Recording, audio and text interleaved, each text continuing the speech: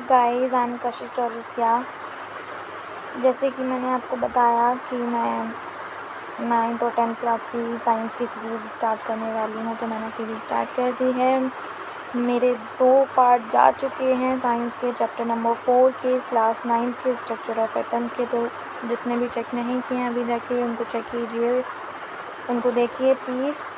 And now I started a new chapter number 10। मतलब वो chapter तो चल ही रहे हैं, उनके पार्ट्स तो आ ही रहे हैं, साथ साथ में एग्ज़ाम टाइम है, तो मैं चाहती हूँ जल्दी से जल्दी चीज़ें आपको प्रोवाइड कर पाऊँ। ठीक है, तो मैंने चैप्टर 10 जो ग्रेविटेशन चैप्टर है वो स्टार्ट कर दिया है आज से, और तो इसके भी धीरे धीरे पार्ट जाना स्टार्ट हो जाएंगे आपके लिए। तो प्लीज़ आप चेक करते रहिएगा, आप समझते रहिएगा, आपको बहुत ज़्यादा हेल्प होने वाली है। इनफैक्ट मैं यही चाहती हूँ कि आपकी मेनली जितनी मैं हेल्प करता हूँ उतनी मैं हेल्प करने का ट्राई करूँगी। ठीक है, तो आज अपन ज़्यादा नहीं पढ़ेंगे, जितना पढ़ेंगे उतना काफ़ी होगा, क्योंकि आज के फर्स्ट लेक्चर के लिए ग्रेविटेशन के बारे में अपन डिटेलिंग में नेक्स्ट वीडियो में पढ़ेंगे। आज मैं आपको सिर्फ एक स्टोरी सुनाने वाली हूँ जो कि है न्यूटन बाबा की। मतलब न्यूटन एक साइंटिस्ट थे, एक मैथमेटिशियन भी थे। ठीक है, तो मैं आपको आज उनकी स्टोरी सुनाऊंगी।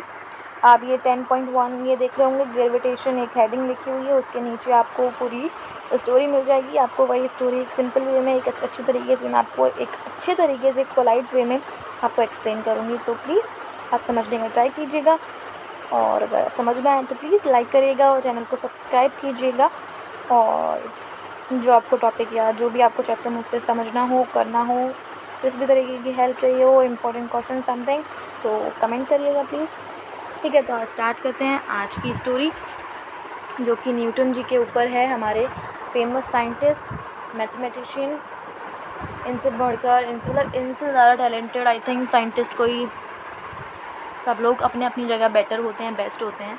ये भी अपनी जगह बेस्ट और बेटर थे, सारी चीज़ें थी इनके अंदर। तो अपन बात करते हैं इनकी। तो ग्रेविटेशन चैप्टर जो है उसके अंदर अपन बात करेंगे चैप्टर नंबर 10 ग्रेविटेशनल। आज उस चैप्टर के बारे में बात करेंगे। अब इसमें एक स्टोरी है जो है न्यूटन बाबा की। तो एक बार क्या होता है, न्यूटन बाबा बैठे होते हैं पेड़ के नीचे। एक पेड़ होता है, उसके नीचे बैठे होते हैं न्यूटन। अब न्यूटन बैठे होते हैं, अब वो क्या होता है, वो सेब के पेड़ के नीचे बैठे होते हैं। वो कोई हरा गहरा पेड़ नहीं होता भाई, वो किस पेड़ के नीचे बैठे होते हैं, वो एक एप्पल के पेड़ के नीचे बैठे होते हैं। मतलब एप्पल ट्री होता है, उसके नीचे वो बैठे होते हैं। अब क्या होता है, एक पॉइंट होता है कि एक सेब उनके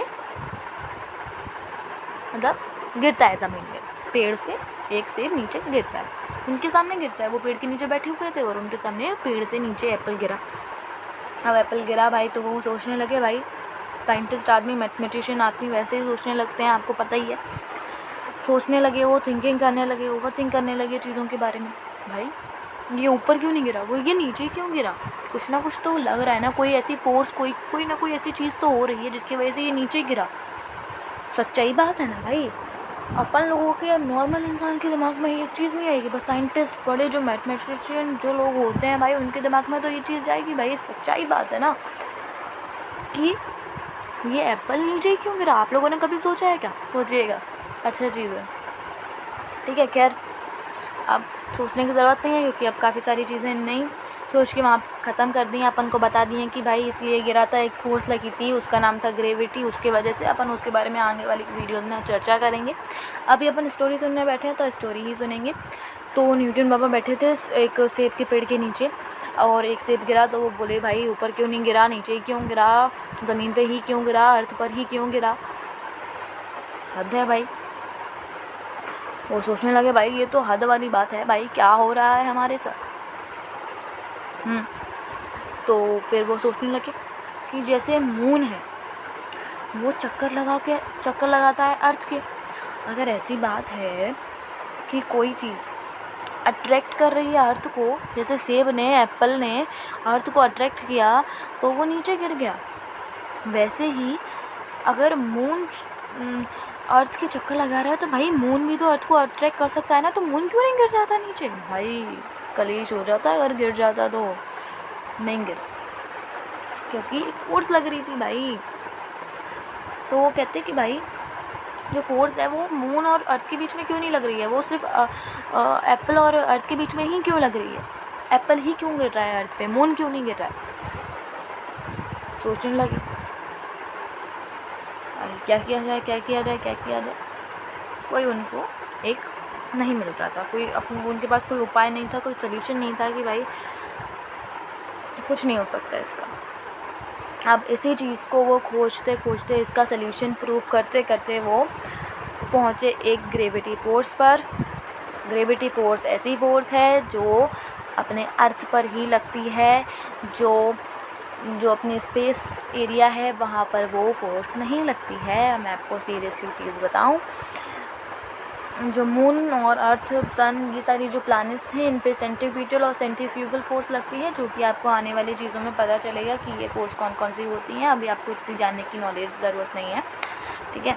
अभी आप सिर्फ इतना जानिए कि न्यूटन बाबा थे, सेब के पेड़ के नीचे बैठे थे, उनमें सेब गिरा तो उन्हें सोचने लगे भाई कि ये नीचे ही क्यों गिरा है, ऊपर क्यों नहीं गिरा, उसका सिर्फ अर्थ के साथ अट्रैक्शन क्यों हो रहा है और किसी चीज़ के साथ अट्रैक्शन क्यों नहीं हो रहा है, और अगर ऐसा है तो मून अट्रैक्ट क्यों नहीं कर रहा है अर्थ को, तो मून क्यों नहीं गिर जाता अर्थ के ऊपर। तो वो सारी चीज़ें सोचने लगे। आप इसी चीज़ को खोजते खोजते उनको मिली एक ग्रेविटी फोर्स जिसका नाम था ग्रेविटेशनल फोर्स। तो इसके बारे में अपन नेक्स्ट वीडियो में डिस्कस करेंगे, समझेंगे कि ये ग्रेविटेशनल फोर्स क्या होती है। बस अभी तक के यही समझे, ये स्टोरी थी। अब खुलासा होगा नेक्स्ट वीडियो में कि इसके आगे उन्होंने क्या क्या किया। बस आप ये समझिए कि वो अट्रैक्शन जो फोर्स थी जो एप्पल को अर्थ से अट्रैक्ट कर रही थी, वो फोर्स का नाम था ग्रेविटेशनल फोर्स। अब नेक्स्ट वीडियो जो इसका सेकंड पार्ट आएगा वो आएगा ग्रेविटेशनल फोर्स के ऊपर। उस पर मैं अच्छे तरीके से बताऊंगी कि ग्रेविटेशनल फोर्स कौन सी फोर्स होती है, कैसे अप्लाई होती है और अपन इसको कैसे देख सकते हैं, कैसे समझ सकते हैं। तो बने रहिएगा मेरे साथ और डेफिनेटली इसका फर्स्ट और सेकंड दोनों पार्ट आपको देखना ही है, और जितने भी पार्ट आएंगे वो भी आपको देखने ही है। बट पहला देखिएगा, फिर दूसरा, फिर तीसरा, फिर लाइन बाय लाइन चलेंगे तो आपको भी अच्छा लगेगा, ठीक है। और चैनल को सब्सक्राइब कीजिएगा, वीडियो में लाइक, चैनल को सब्सक्राइब, और कुछ भी चीज़ इम्पॉर्टेंट लगे, टॉपिक समझना हो, बताना हो तो प्लीज़ मुझे कमेंट करिएगा। मैं हाल की हाल ही पोस्ट करूँगी। मैं जितना प्रोवाइड करवा सकती हूँ आपको, जितना इम्पोर्टेंट सारी चीज़ें वो मैं आपको प्रोवाइड करवाऊँगी। और ये भी एक इम्पॉर्टेंट टॉपिक है, तो इसलिए ये भी एग्जाम्पल के तौर पे कभी कभार पूछा जाता है कि भाई न्यूटन की स्टोरी सुनाओ, तो आप इजी वे में लिख पाएंगे, बता पाएंगे, ठीक है। आज के लिए इतना ही। Thank you so much.